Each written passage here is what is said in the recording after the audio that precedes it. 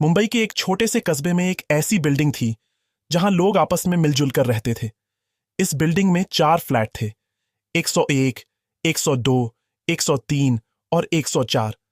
सभी लोग एक दूसरे का ख्याल रखते थे, लेकिन फ्लैट नंबर 104 में रहने वाला अहमद हमेशा अलग थलग रहता था। वह न तो किसी से ज्यादा बात करता था और न ही बिल्डिंग की साझा गतिविधियों में हिस्सा लेता था।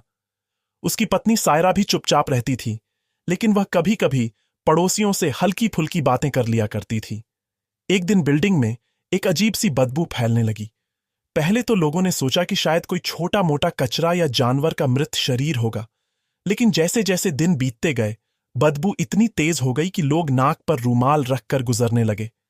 बिल्डिंग के निवासियों ने आपस में बात की और फैसला किया कि इस समस्या का हल निकालना होगा। सबसे पहले फ्लैट 101 में रहने वाली राधा ने अपने पड़ोसी फ्लैट 102 के राजेश से बात की। दोनों ने मिलकर बिल्डिंग के अन्य निवासियों 103 की नीलम और उनके पति संजय को इकट्ठा किया। सभी ने सोचा कि बदबू शायद 104 नंबर फ्लैट से आ रही है। उन्होंने अहमद से बात करने का फैसला किया। जब वे अहमद के फ्लैट पर पहुंचे तो उसने दरवाजा खोलने से मना कर दिया। उसने कहा, मुझे कोई बदबू नहीं आ रही, शायद तुम लोगों को गलतफहमी हुई है। लेकिन जैसे ही वह दरवाजा बंद करने लगा, अचानक बदबू की जगह एक तेज खुशबू फैलने लगी, जैसे किसी ने रूम फ्रेशनर का इस्तेमाल किया हो। यह देखकर सबको शक हुआ कि कुछ गलत हो रहा है।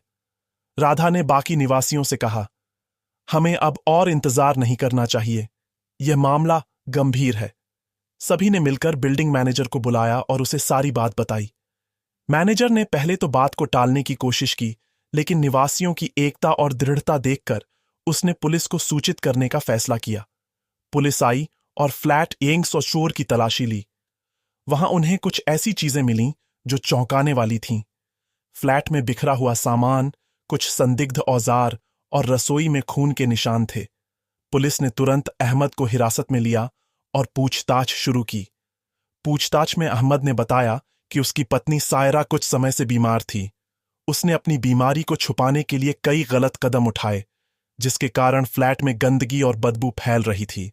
उसने डर के मारे किसी को कुछ नहीं बताया, क्योंकि उसे लगता था कि लोग उसे गलत समझेंगे। लेकिन यह कहानी सिर्फ अहमद और सायरा की नहीं थी। यह कहानी थी उस बिल्डिंग के निवासियों की, जिन्होंने एकता और साहस दिखाया। राधा, राजेश, नीलम और संजय ने मिलकर न सिर्फ अपने घर को सुरक्षित किया, बल्कि एक ऐसी स्थिति को उजागर किया जो किसी बड़े हादसे का कारण बन सकती थी। पुलिस की जांच में यह भी पता चला कि सायरा की बीमारी गंभीर थी और अहमद उसका इलाज करवाने में असमर्थ था। बिल्डिंग के निवासियों ने फैसला किया कि वे सायरा की मदद करेंगे। उन्होंने अपने संसाधनों को इकट्ठा किया और स्थानीय एनजीओ की मदद से सायरा के लिए इलाज का इंतजाम किया। अहमद ने अपनी गलती स्वीकारी और पुलिस को सारी सच्चाई बताई। उसने कहा, मैं डर गया था। मुझे लगा कि कोई मेरी मदद नहीं करेगा, लेकिन मेरे पड़ोसियों ने मुझे गलत साबित किया